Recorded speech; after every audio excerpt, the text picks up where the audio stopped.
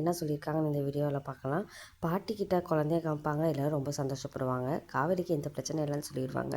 ஆனால் விஜய் மட்டும் கண்ணு முழிச்சிருக்க மாட்டார். இது பாட்டி ரொம்பவே அழுவாங்க. ஐயோ, என் பேரன் இதுக்கப்புறம் இந்த ஹாஸ்பிட்டல் இருக்கக்கூடாது, எல்லாத்துக்கானும் இந்த காவேரி குடும்பம் தான் அப்படின்னு சொல்லிட்டு நம்ம பேரனை இங்கேருந்து கூட்டிகிட்டு போவோம் அப்படின்னு சொல்லுவாங்க. தாத்தா எப்படி நீ இங்கேருந்து கூட்டிகிட்டு போக முடியும் சொல்லு அப்படின்னு சொல்லும்போது, நான் அதெல்லாம் பேசிக்கிறேன் அப்படின்ட்டு நிவின் கிட்டே போய், நான் விஜயை மேற்படி சிகிச்சைக்காக நாங்கள் வேறு ஹாஸ்பிட்டல் கூட்டிகிட்டு போகிறோம் அப்படின்னு சொல்லுவாங்க. உடனே நிவினும் அது பின்னாடி இவ்வளோ சூழ்ச்சி இருக்குன்னு தெரியாமல், சரி ஓகே, நீங்கள் நான் அவர் நல்லா இருந்தால் எங்களுக்கு சரிதான், கூட்டிகிட்டு போங்க அப்படின்னு சொல்லிடுவாங்க.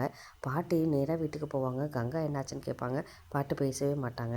அதுக்கப்புறம் பாட்டி குழந்தையும் பேரனும் நம்ம கூட இருக்கட்டும், இதுக்கப்புறம் காவேரி வந்தாலும் வீட்டுக்குள்ளே சேர்க்கக்கூடாதுன்னு சொல்லுவாங்க. காவேரி கிட்ட குழந்தைய காப்பாங்க, அது யார் குழந்தைன்னு கேட்பாங்க. அது மட்டும் இல்லாமல், நீங்களாம் வந்திருக்கீங்க, அப்பா எங்க அப்படின்னு சொல்லி கேட்பாங்க. அதை பார்த்து சாரதா ஷாக் ஆகிடுவாங்க. டாக்டர் அவங்களுக்கு பழைய நினைவுகள்லாம் மறந்துருக்குன்னு சொல்லுவாங்க. அதை கேட்டு சாரதா எல்லாருமே அழுதுட்ருப்பாங்க. கல்யாணம் ஆனதுமே அவங்க மறந்துருப்பாங்க.